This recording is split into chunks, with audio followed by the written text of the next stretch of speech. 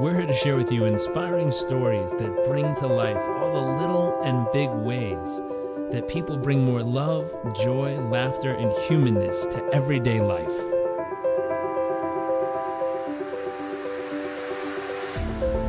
Our focus is the hunt for those little moments that refuel the human soul and reminds us what life is really all about.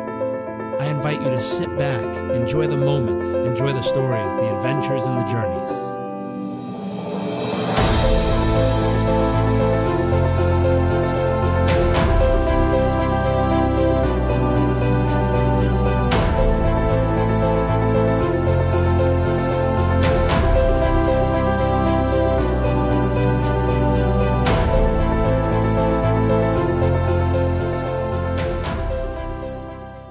Hey everyone, welcome back to another episode of What the World Needs More Of. We are joined by special guest, Mr. Tony. Thank you for joining us, sir. Hey guys, how you doing? Super excited to be on this podcast, and thanks for the invite, Jarek. Of course, thanks for taking the time. And as always, we will dive right in, and I'd love to know, Tony, what do you feel the world needs more of? Yeah, that's like such a, I don't want to say typical question, but it's a question that people are obviously always asking. And, you know, I mean, it may sound like a cheesy answer, but it definitely needs a lot more love. I think today, you know, with between, media and everything that's going on in the world, everything is so divisive and you know, everyone's trying to point out what's wrong, not only with the world, but with each other. And, you know, there's a lot more that actually brings us together and connects us than that actually draws us apart.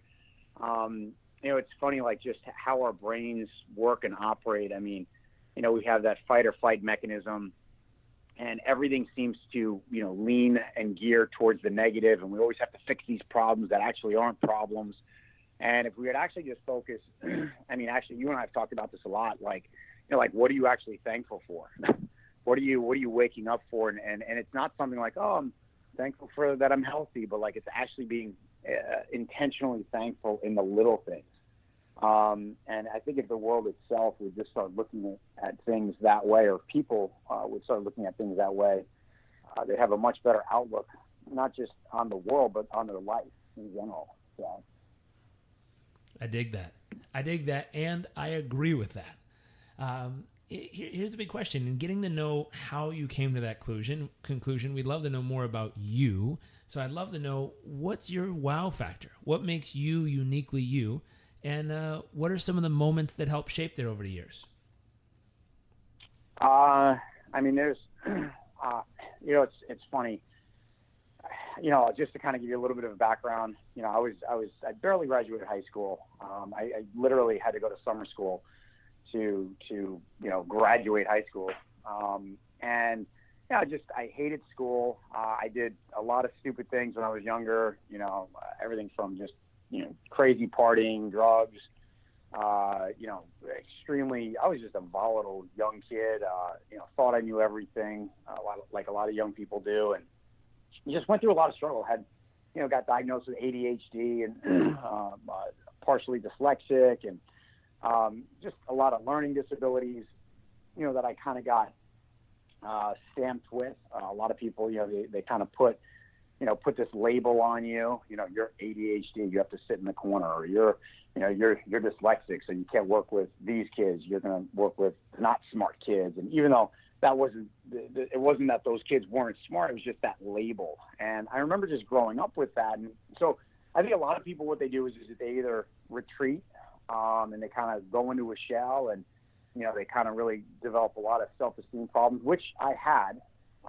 or they start to fight. And I really just started to fight. I grew up playing a lot of ice hockey, and competitive ice hockey, you know, on Long Island, and played on different, you know, New York select teams and, you know, travel teams, and traveled all over the place. Had a bunch of ex-NHL hockey players as my coaches. John Finelli was a coach. Bobby Nystrom was a coach for the select teams. I mean, we had, you know, Lon Henning was a coach, played with his son Brett.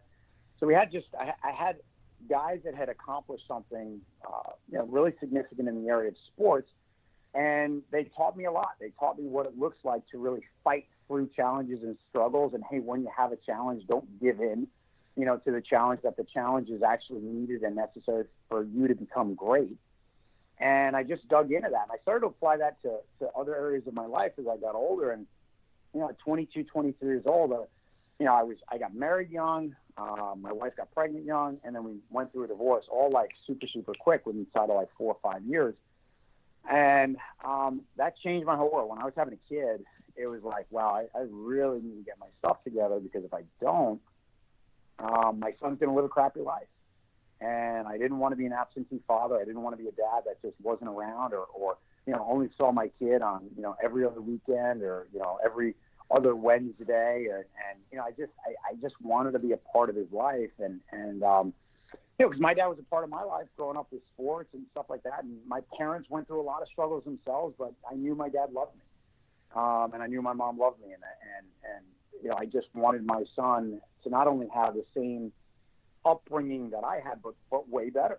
And I started to meet people. I started to seek out people who were just in life where I wanted to be. And a lot of people really don't know. It's funny, like with the area of relationships and the area of finance, which is really what controls 90% of our decision-making process throughout our day, we never get any coaching in those areas.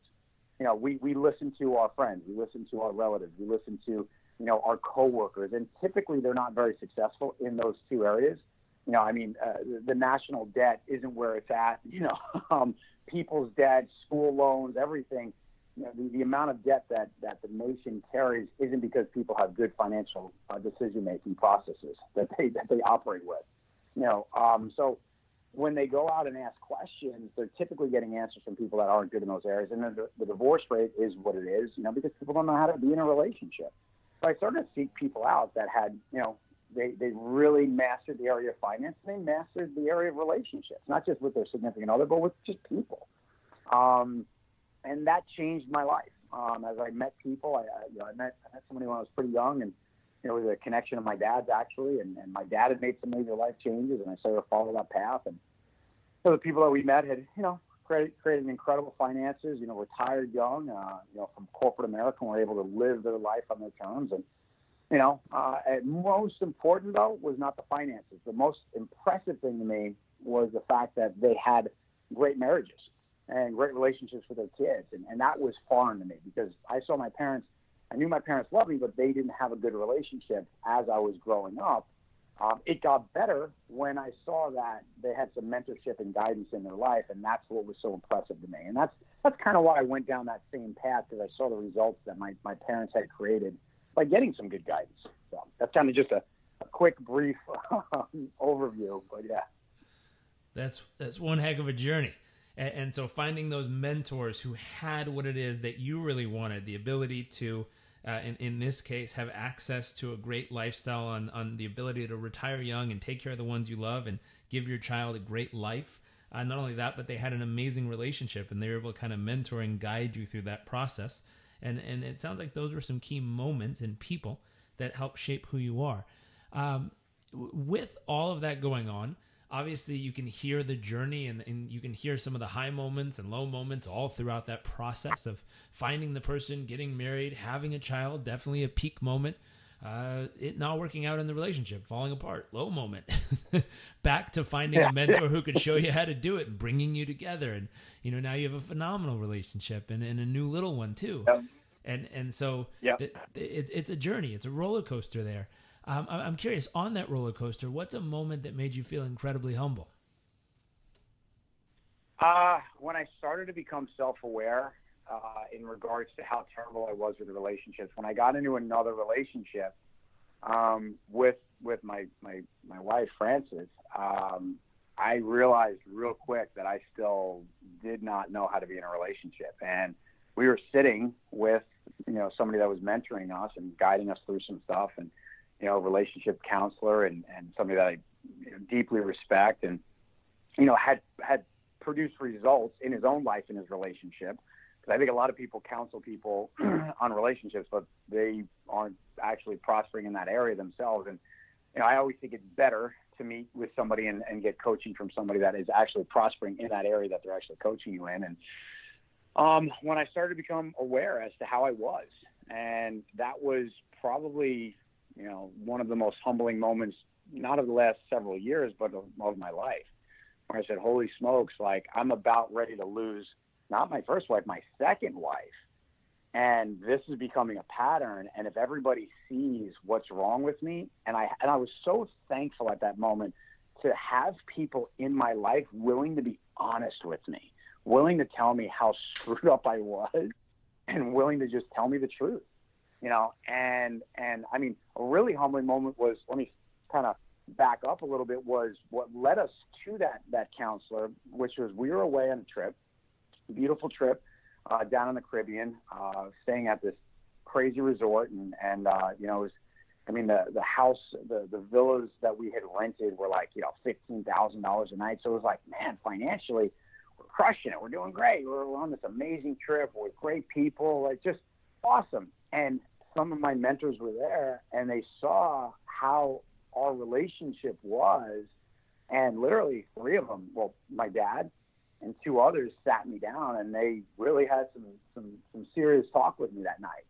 And it was like, it was humbling to hear. It was humbling for me to have them see things that I was totally not aware of, thinking that for the longest time that everybody else had the problem when I actually had the problem.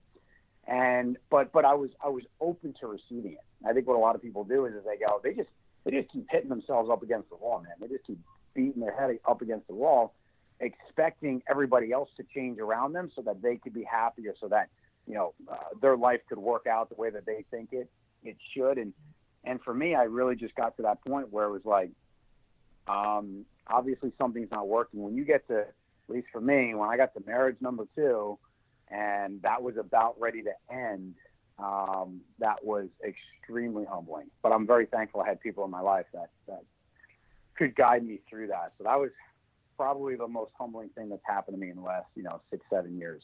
So that was about 5-6 years ago. Wow, what a beautiful gift! What a beautiful gift they were able to give you on that day. Yeah. I think, like you said, it's not always we wouldn't have our baby if that didn't happen. That's right. And like you said, it's not always the most comfortable thing in the world, but it's amazing when someone can really authentically hold a mirror up for you and let you see what's real. Many times it's life-changing for people, just to honestly, really, truly, not from a place of judgment, not from a place of making someone wrong, but just showing them what's real. And just seeing what's real is enough a lot of times to help someone choose a whole different path.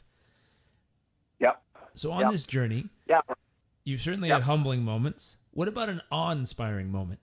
Something that maybe put your jaw on the ground and just had you step back and go, wow, what was that? I mean, definitely. I mean, I think any parent experiences this when their child is born.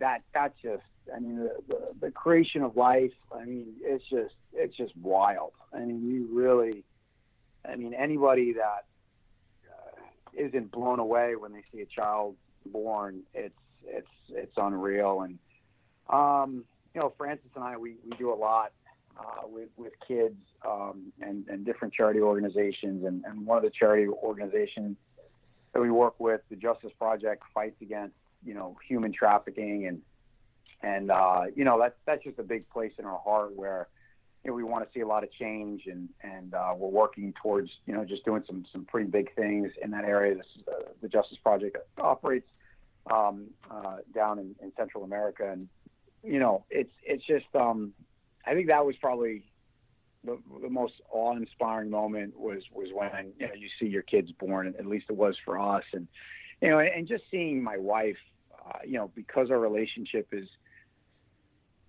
it's really great, and it keeps getting not better but more intimate. And I don't mean just intimacy, from a sexual standpoint. I mean actually connecting with her. Which, if you asked me that like 5, 6, 7 years ago, like, oh, you're going to be more intimate with your partner, I'd be like, you're a cheese ball. Like, give me a break. Like, I just wasn't that type of guy, and it really was because I was just closed off. I didn't want to go near my feelings or anything like that. But man, the more I've dove into that and actually being more intimate with my wife and actually connecting with her on a deeper level, it's actually opened my whole world up. I mean, you start to view the world differently, and you see your kids and you appreciate every day because, I know we all speak and pray and believe that we're going to live forever, but, we don't know how many days we have left. And when, at least for me, when we think that way, we appreciate every day, and not only every day, but every moment, whether it's a good moment or a bad moment. Like, okay, like if it's a bad moment, so many people, they're constantly just running away from problems or trying to fix problems, which I get, but they think that their life is going to be like the goal of their life is to not have any problems. And what they don't understand is that's just part of life. It's how you deal with them. It's how you learn from them. It's how you grow through them. And then without the problems, well, then you wouldn't notice the good things in life, so that's just kind of the most awe-inspiring moment that me and my wife had. I mean, we've gone on tremendous trips and seen beautiful places in the world. And, the world is such a beautiful, beautiful place if you're looking for the beauty. If you're not looking for the beauty, yeah, you'll notice everything that's bad or that's going wrong or whatever. But we choose to build our world. We choose to see the world as to how we want to see it. We choose to see people as to how we want to see them, and we choose to see the good in people. Which it's easy to say. It's a whole nother thing actually living your life that way. You could tell how the people that are truly living their life that way, you could tell that they're living their life that way, but based upon how they treat you. And people could say that, but then if they're doing something on the other side that, like, oh yeah, I see the best in people, but then they're a jerk to their wife, they're a jerk to everyone else around them. Well, then no, they're just saying that.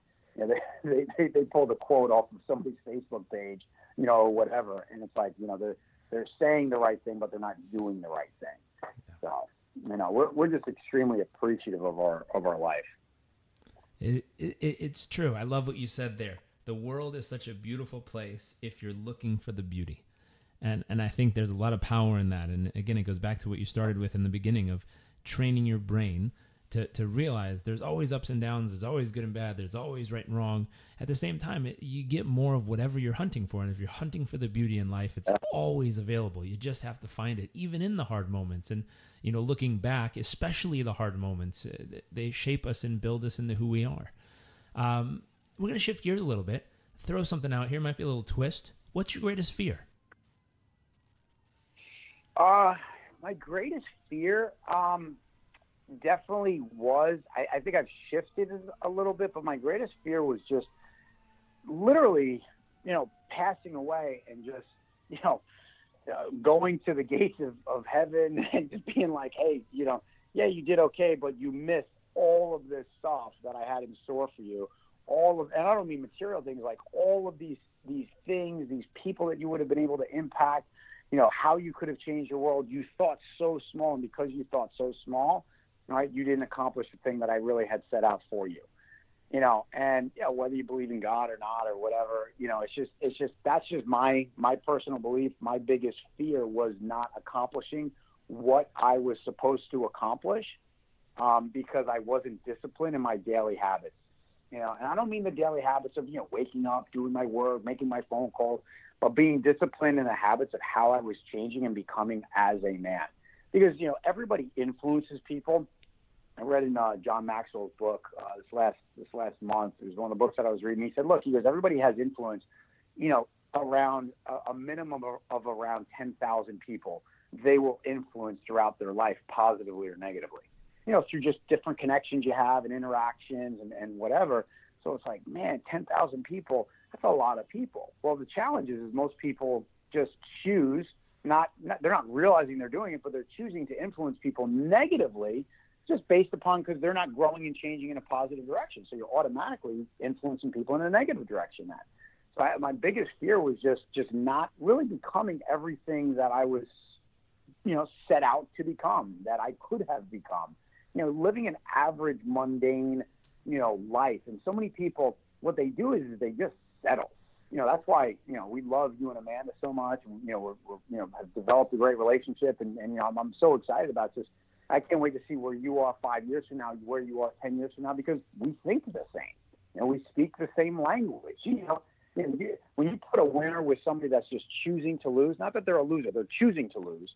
There's no connection there. You're speaking two different languages. But when you put a winner with another winner, man, you could talk all day. You could go back and forth all day about where you're going, what your dreams are, how you're going to help the world, how you're going to inspire things. And the difference is between us and the people that are choosing to lose is really just our beliefs. The person who's choosing to lose just believes that, he can't win, as where the person that's choosing to win believes that he could actually change the world. And whether he does or he doesn't, it's the pursuit of something that's bigger than them, and that's really going to leave a legacy. The goal is to leave a legacy. So my biggest fear used to be not leaving a legacy, not having our names remembered, as for somebody who did something great.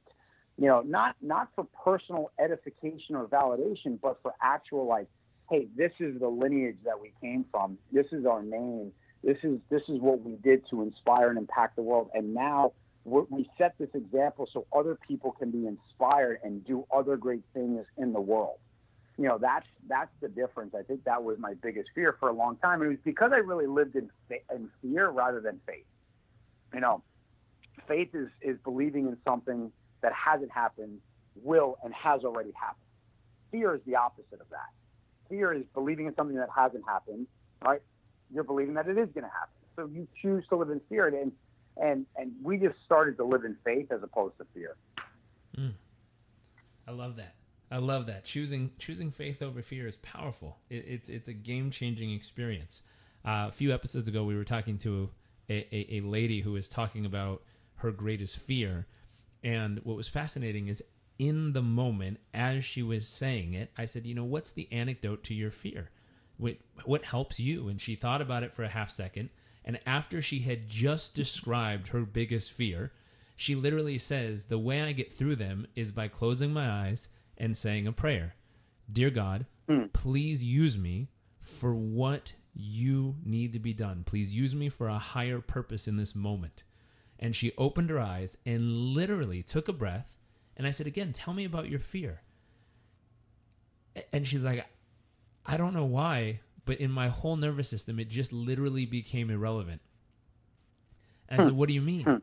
And she says, I don't know. It's not a fear anymore. Like, I just thought about it, and it has zero feeling in my body of fear like it used to. And I paused and I said, for anyone listening, please rewind 30 seconds and listen to what just happened.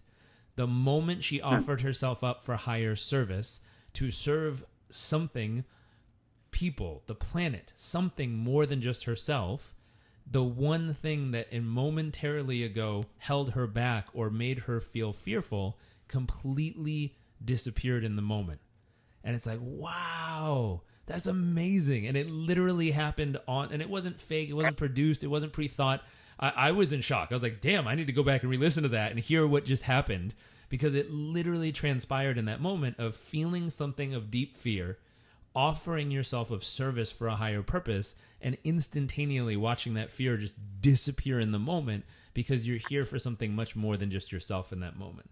I love what you're saying. The ability, when you said, to pass away and feel like I missed out on all these opportunities that were waiting for you, that were meant for you, that were sitting right there, but you couldn't see them if you were caught up in all this other stuff. That's powerful. Yep. Yeah. No, 100%. And as my wheels are turning, I'm curious, what are you most excited about for your future?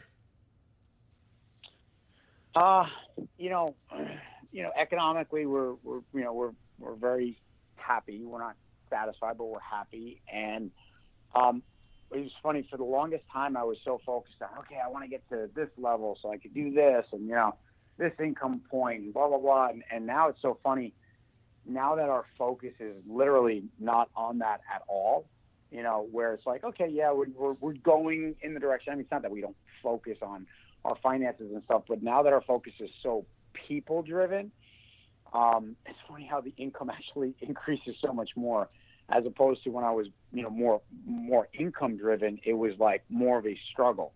So the thing that we're most excited about is really this new chapter, as where we're gaining a higher purpose, which is really just impacting people in everybody, not just in our industry, not just but everyone we come into contact with. And it's amazing when, you literally live your life on the golden rule. And that's literally what I focus so much of my energy on is really going, how do I want to be treated? Because if, do unto others as you'd like them to do unto you. So it's like, okay, well, how do I want to be treated? And it's such a simple little question. You go, okay, well, am I doing a good job at treating others that way? And what we're so excited is seeing how that is actually reproducing in other people's lives and how that's improving other people's lives, which is something we've heard from the time we were little. Doing to others as you'd like them to do to you. You want people to be nice to you, make sure you're nice to them. Like all these little sayings that we grew up with, but we've done such a bad job at actually practicing through our lives. And I think a lot of people, what they do is they go, oh, if my life's going to be better, it has to be incredibly complex, and there has to be this crazy secret that's so, esoteric and complex, and oh my gosh, and it's actually quite the opposite. It's actually very simple. If you understand some basic principles, which is, you get what you speak. Well, the question is how are you speaking? How are you talking? What are you speaking about your wife? What are you speaking about your family? What are you speaking about the people around you? What are you speaking about your situation? Are you constantly meditating on everything that's wrong in your life? Or are you starting to speak the opposite of that? And it's amazing how, words are super, super powerful, but a lot of people think that they're not. I mean, literally everything starts with words. So, before a building is built, it is discussed, then it is put on paper, then it is obviously designed, and then it is, finally built. But it all starts with an idea. So if that's kind of the thought process of that, well, then how are you speaking about your life? How are you designing your life through your words? And if you wrote down, we tell people to do this a lot. I go, if you don't think your words are bad, just record yourself for an entire day. I go, and you're not going to listen to the entire recording, but I guarantee you'll be, because you're recording yourself. I go, you'll be very careful as to what you say. And it's amazing how many people that do that, they're like, it's not that they're going to listen to the whole recording. It's just that they know that it's being recorded. And it, all of a sudden, now they have to be accountable for their words. It's amazing how different they're like, oh my gosh, my day was so different just because I knew I was recording everything. And I knew I was going to be accountable for every word that I spoke. I wasn't saying all the things that I would normally say, and I started to think different throughout the day. So I think that's the thing that we're most excited about, both my wife and I, is just getting to the next level. And also, in our relationship, it's I don't know why, I just was like, I didn't want to be controlled, and I didn't want to be,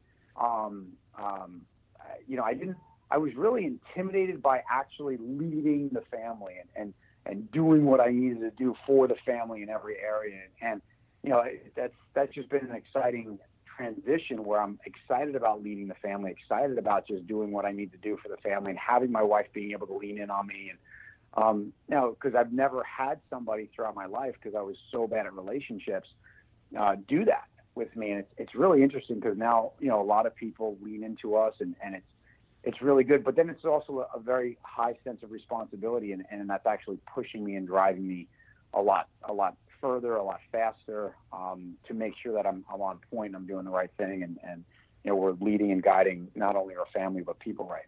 So it's kind of a long answer. I apologize. Hey, don't apologize. I love it. It's what we're looking for. The realness, the humanness of what's going on in the world and what you're really up to and how you're doing it. It's awesome.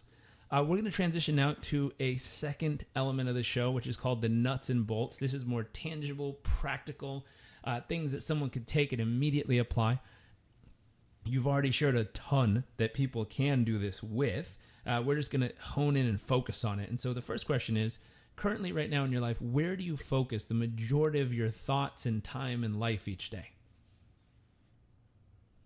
I spend the majority of my time on personal development, but with action steps. So like when we get up, I've just been reading a lot of John Maxwell lately. And one of the things that I actually hadn't read this recently, but it's just reminding me of it. He talks about a daily agenda. And I think a lot of people, what they do is they have a list of things that they need to do each day. And I got to go pick up the kids. I got to take out the laundry, do the laundry. I got to clean the house. I got to go grocery shopping. And none of those things, I mean, it's not that they're not good. It's not that they're not necessary, but they don't produce growth in your life, relationship-wise or economically.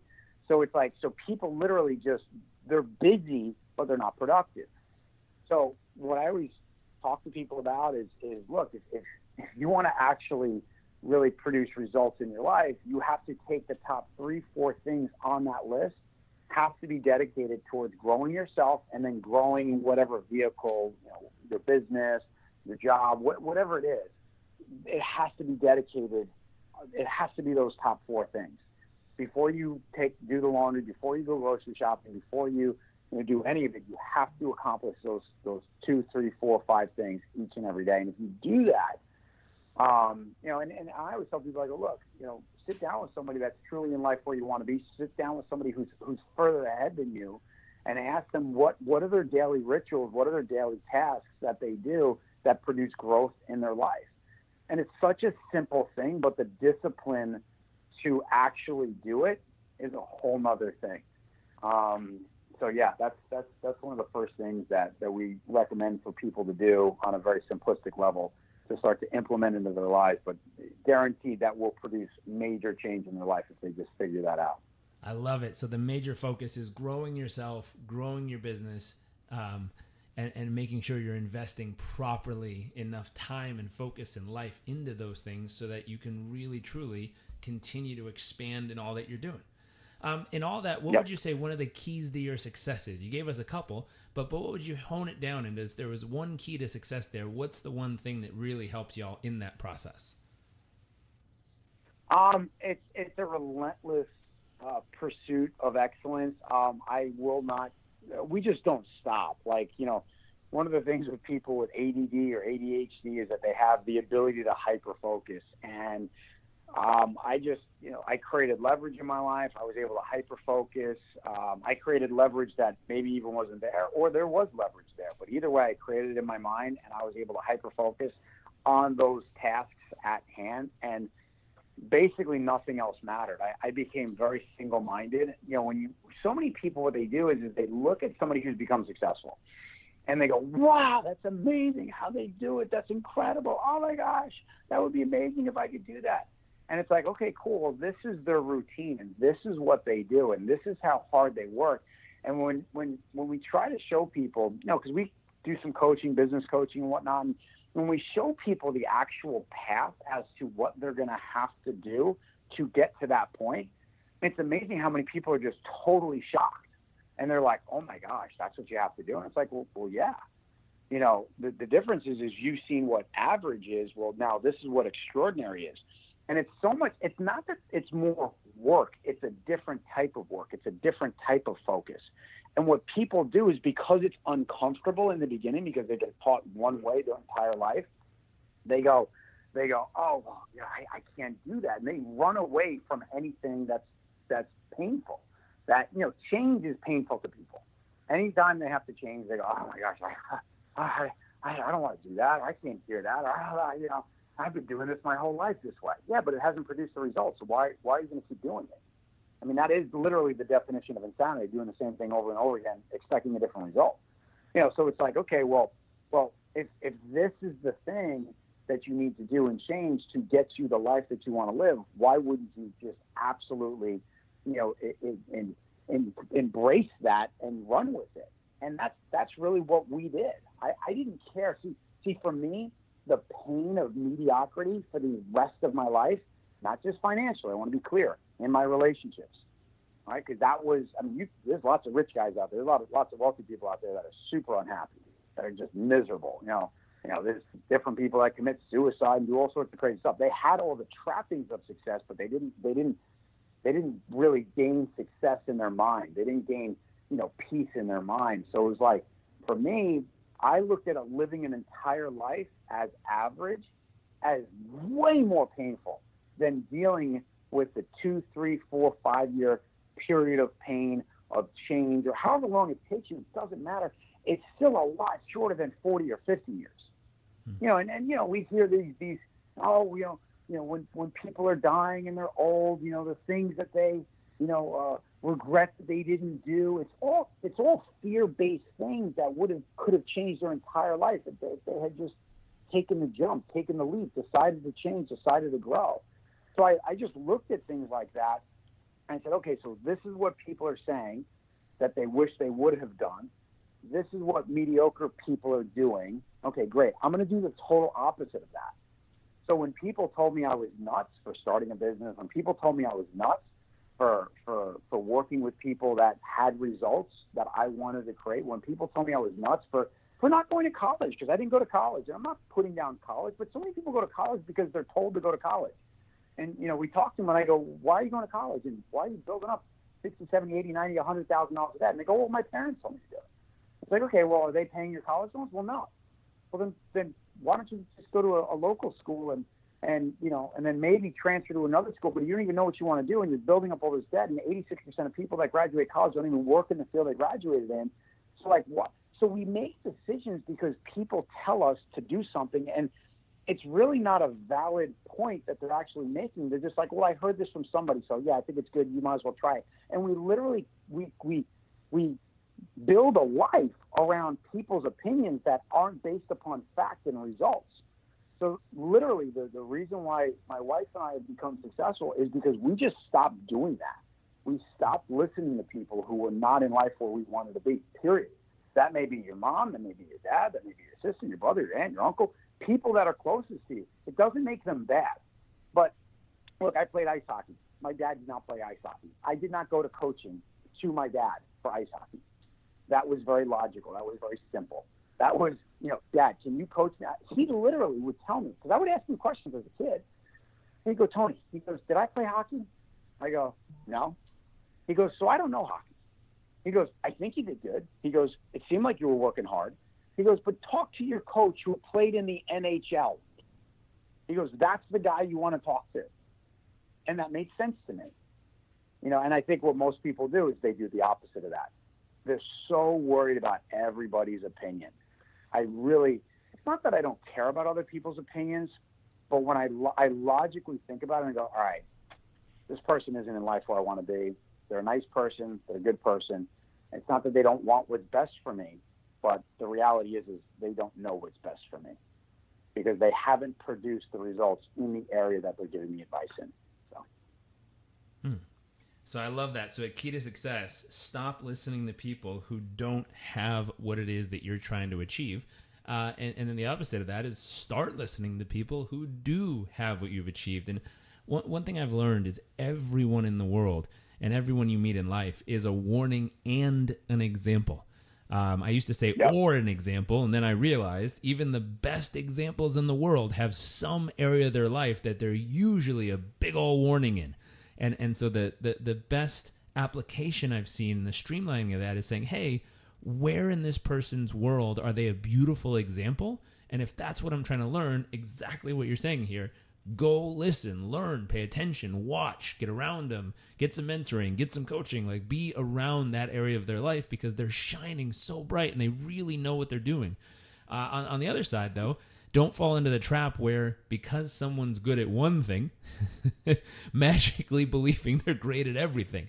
Like you said, your dad's an amazing human being. He's really smart. He's really good at so many things, but ice hockey wasn't his thing. That's okay. Go to him for all the other stuff. Just don't go to him for ice hockey in that case. And I think this is one little mistake people do in this area is they accidentally say, oh my gosh, that person's good at dribbling a basketball, therefore they must know everything. And it's like, no, they know that really well. Learn that from them. Don't do what they did in whatever area of their life that they're a warning in. And there's so many examples of this. And so, I've learned to become very, I don't know if this is a word, but I call it choosy, picky and choosy of who I listen to in what categories and just asking. I think, I forget who said it, but, have they achieved the results at least 3 separate times in their life? And are they really a subject matter expert? Even as simple as stuff like investing. I got an email this morning from a lady who had this long email about this amazing opportunity once in a lifetime. I got to get in because there's the people who created the last cryptocurrency that went to the moon and back, blah, blah, blah, blah, blah, blah, blah, blah, blah. And I just emailed her back. I said, hey, did you invest and how much? And she goes, well, I'm sitting right here. I can get you on the phone with them. I'm like, I'm sure you can. Did you put your money in it? And did you put your money in the first 3 that you just talked about? And how much did you make from all 3 of those? And she was like, well, that's not the point. This is your opportunity. Now is the moment. I'm like, well, wait a minute. Are you a subject matter expert? On the reverse side, I got invited and we had dinner with Sergey Brin the other day. And if I needed to know something about Google or how to build a tech company or how to build the next search engine, like the dude's done it. There's a reason he's got $52 billion of personal net worth. And I'm not judging him based on that. I'm just saying, hey, if that one category is something I'm interested in, he freaking figured it out or got really lucky. And either way, I either want some of his luck or some of what worked. Yep. Well, that's what's so funny is a lot of people, they think like people that have reached ridiculous heights of success in whatever industry, they think that like they kind of just stumbled into it. And it's like, no, man, that guy has got it. Like a company like Google, Amazon, because they're constantly adapting, they're constantly changing things.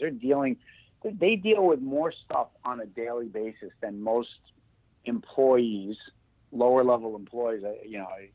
I caution to say it that way because I don't want people to get offended, but they deal with more stuff on a daily basis than employees deal with literally in a year or two. And it's how they manage. It was funny. I was coming back from Aspen, and we were on a JetSmarter flight, and we had chartered a flight to go back, and this guy jumps on, and start talking to him, and my son is on the flight with us, and me, my wife, my son, and had a great time in Aspen, and my son goes, I've gone to the bathroom. My son goes, Francis, what kind of plane is this? And the guy sitting there, he goes, oh, it's a G450. And he goes, I have one similar to this, and so obviously my son's ears pop up, and he's like, oh, wow, that's cool. What do you know about it? He starts talking. I come out and we start talking. We have this great long conversation for, however long the flight was. I think it was 3.5 hours. And, he owns all these companies, and he's actually a multi-billionaire and just a super nice, super humble guy. And, we've been in communication with him, since the flight, and, he's actually helping us with some things in terms of purchasing and some share programs, jet share programs and whatnot. And the thing he said to me as I'm talking to him and stuff like that, I said, well, what's the difference? I said, between you and everybody else that I said, because, there's people that become successful, relatively successful financially. I said, I still consider myself very, very, very, very small and low on that list compared to other guys. I go, and then there's guys like you that have, you're billionaire status. And he goes, it's real simple. He goes, the difference is he goes, the average person, an employee, he goes, they cannot operate in chaos. He goes, they struggle with chaos. He goes, they try to basically work every problem out of their life, as opposed to somebody like me and other guys that are at my level and whatnot, because we thrive in chaos. And we understand that chaos is a part of everything that creates life. And he actually started going deeper into it and talking about, the universe and different things. But he said, look, he goes, when chaos is happening, that's when I'm the most comfortable. He goes, I like solving problems. I like the chaos. He goes, if there's not anything chaotic going on, he goes, then I'm like, I don't know what to do. He goes, and that's the difference. He goes, people that become crazy successful understand how to operate and thrive in chaos. He goes, they don't fall apart. He goes, most people today, unfortunately, they're very weak. He goes, and as soon as a little problem hits them, he goes, and we're raising people this way today to be weak and to be just, if you don't like this, we'll just go over here to this safe space where you don't have to hear it. And it's like, man, he goes, nothing in the world operates like that. He goes, if you're in the woods, you're in the jungle, he goes, and a tiger is coming at you, he goes, you can't go into a corner and say, no, I'm in a safe space now. I'm fine. Because you have to learn how to survive and operate in chaos. And that just spoke to me. That made a lot of sense to me. It does, and it's powerful. I think the ability to be comfortable in chaos is a game changer. And it also, it allows you to become successful at so many things. I mean, think about it, being a parent, you have to become great at operating in chaos if you're going to be able to raise many or even one human being. Because when it wakes you up at 2:30 in the morning and you're half asleep and can't figure out which way is up, but you got to feed it and wipe its poop and take care of it, you got to learn how to operate in chaos. You know, if you want to be an incredible business owner, the bigger you want to grow, the more you're going to have to deal with. And it's going to happen all at once in every direction when you least expect it. You want to be incredible, in a relationship. Come on, like, tell me there's no chaos in a relationship. It's all over the place. It's just how well can you deal with those moments? And it's not, can you have the perfect, we're always happy and together and everything's amazing? Yeah, right. It's saying, hey, how well can you deal with the day where you all aren't getting along, when you for some reason don't like them in the moment, or you can't see the goodness in them in the moment? How well can you handle that chaotic situation and love through it and learn to step up and be there? And so success, it's so broad when you look at it, of the fact that chaos is everywhere. And the more you can learn to be with it, the better you can do in just about every major category of life. I mean, even in spirituality. Think about it. When do you grow the most in your space of spirituality is usually when you really, really are on a point of pure and absolute chaos, and the only option you have is faith. And you learn how to grow with that faith through those moments. So it's so beautiful. What a great observation and great point and great lesson from that guy. To wrap this up, here's my final question. What's one actionable tip that can help others achieve and experience the kind of success y'all have in your life, but experience it in their life? What's one specific thing they could do each day that would really be useful in carving that path in their world? This is something that you and I have talked about, and something that I'm just really, just improving on and making it more and more consistent. And you talk to, or you read books on multiple guys. I'm actually reading Ray Dalio's book, Principles, again. And he talks about just meditation and prayer, for some people, but just waking up every day and envisioning the day, meditating on the day, meditating on how are you seeing the day? How are you envisioning where your life is going? How are you speaking about what the day is going to produce? What are you thankful for? And then just really meditating on those types of things. I mean, I meditate, obviously meditation is to clear your mind, but then as you start to, set yourself and prepare yourself for the day, how are you thinking and preparing yourself for how your day is going to shape up?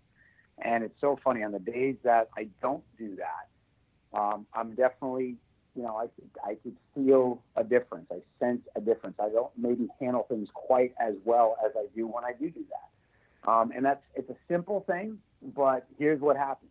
It's literally, I tell people, I go, look, start with 10 minutes a day. I go, everybody's got 10 minutes.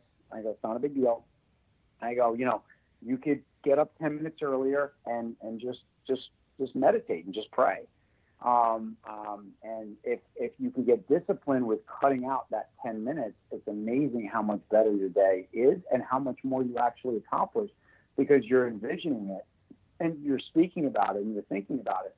It's amazing what you actually do and what you actually accomplish. Most people, they get up and they get up at the last possible second. They throw on their clothes, they grab a bagel or they grab something, they run out the door, and they're starting their day in this kind of chaotic state. And it's like, man, it kind of just throws off so much of their day. And for me and my wife, we really, really try to practice that. And even with a little baby and everything like that, we really try to take that time and be able to do that. So that would be my one tip as to something that people could, build into their life that would make a major difference. I love it. You know as well as I do, I'm obviously a huge fan of this. Just like your experience, I've learned continuously, on the days you do it, you feel amazing. And honestly, you don't know the difference until you do it 10 days in a row or 30 days in a row, and then you miss a day and you scratch your head and look in the mirror and go, what's wrong with me? Did my head fall off? Like, I can't even see straight right now. Something's off. And then you go, snap. I didn't meditate. Yeah. It's powerful. No, I love it. Yeah, the Muse headband. I mean, I don't use that every day, but the Muse headband is really, really cool. Like I love that because, the birds and, when I first started, I was talking to you about that, and I was like, I want more birds. I want more, and if they're listening to this podcast, you'll know what I'm talking about. If you look up the Muse headbands, as you go into a deeper and deeper calm state, you get more chirping and birds and, water sounds and stuff like that, as opposed to if you're not being able to go into a deeper meditation, you're kind of craziness and, ruffling and stormy and, stuff like that. So it's a really cool tool to help you learn how to properly meditate and envision the day and stuff like that. That's right. And for anyone listening, if you're interested in learning more about Muse, we'll throw a link in the show notes along with more information about how to connect and follow Tony online and see what he's up to and see all the things he's producing and creating as well. Tony, thank you so much for joining us. We really appreciate you sharing all this with us. We love you guys. We love you and Amanda so much, and thank you for asking us, and we hope this helps anyone who's listening. Very cool, man. Well, like I said, please check out the show notes. Make sure to see what Tony's up to. Follow him on social media. Check out everything they're doing. They've got some amazing new projects. They're launching a book that is in the works. I won't say too much about it, but I know it's coming up. So pay attention and follow them online. Yeah. You'll hear more and see more as it comes. And for everyone who's taken time to tune in, again, thank you so much for sharing this 50 minutes of life with us here. If you like what you're hearing, please make sure to click the subscribe button. If you really enjoyed this episode, make sure to share it with someone. We believe that sharing is caring, and we love caring people around here. So make sure to share it and spread the word. And I look forward to seeing you all for next episode.